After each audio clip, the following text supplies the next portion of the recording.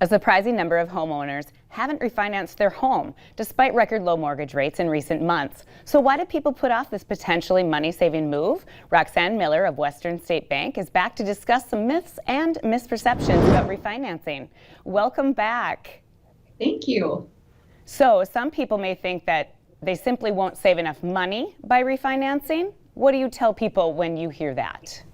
Well, the savings on a refinance is different for each household or each person that is looking at refinancing. There's many factors that we take a look at, like how long you plan on staying in your current home, what your current interest rate is, and the time remaining on it.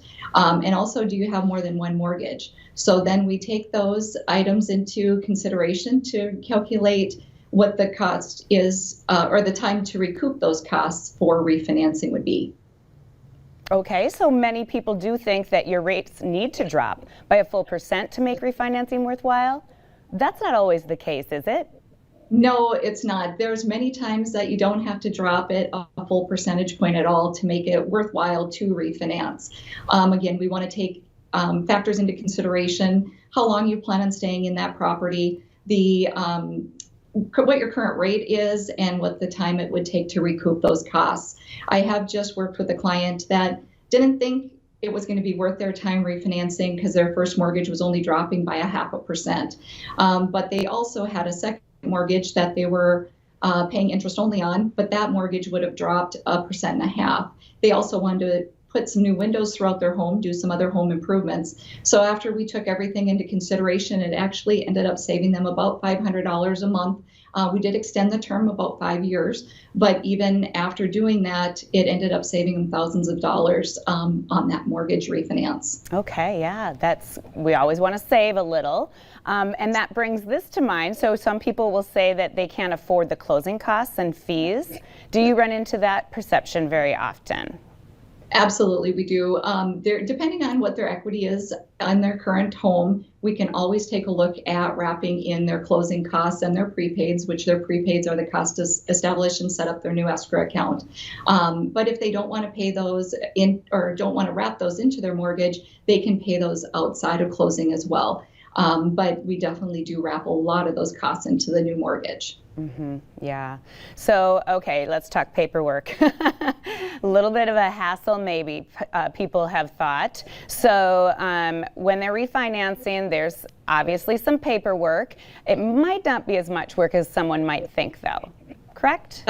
That is correct. Gathering paperwork can be a little bit of a daunting task, but in most situations, typically you would need 2 years of federal tax returns, including your W-2s, your most recent 30 days of pay stubs, and your most recent 2 months of bank statements. Typical refinance right now is taking roughly about 60 days. And then we may or may not have to do an appraisal.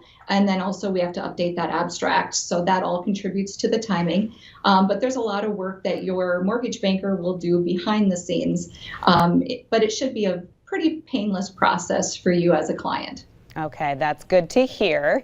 And then what about a family who's close to paying off their loan? Or maybe they're thinking about moving? So what's your advice there? Absolutely. If you're looking at moving in the next couple years, or you're close to paying off that loan, it may not be advantageous for you to refinance. So that is something that we'll also take into consideration. Or it could be that you maybe want to do some home improvements before you actually listed your house for sale. So we could take a look at possibly what we could do for pulling some equity out to do home improvements, or maybe paying off other high rate debt, or possibly looking at purchasing it. You're using that equity to purchase another property. Oh, yes. And finally, some tips. What other tips do you have, Roxanne, for us? This is a great topic, by the way, because I know a lot of people are get very excited about purchasing a home. So what other tips do you have? Well, other tips would be just mainly to talk to your mortgage lender, because there are so many different factors for each household in order to consider if it's going to be worth your time refinancing or not. So please just give your mortgage lender a call, and we can take into consideration your individual situation. All right. Wonderful. Thank you so much. And lastly, remind us where you are located, Roxanne.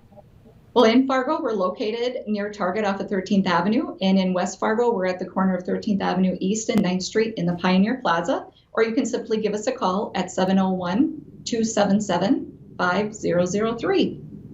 Thank you. Thank you so much. Great information. We appreciate having you on the show. Thanks, Heidi. And we will be right back with more on North Dakota Today.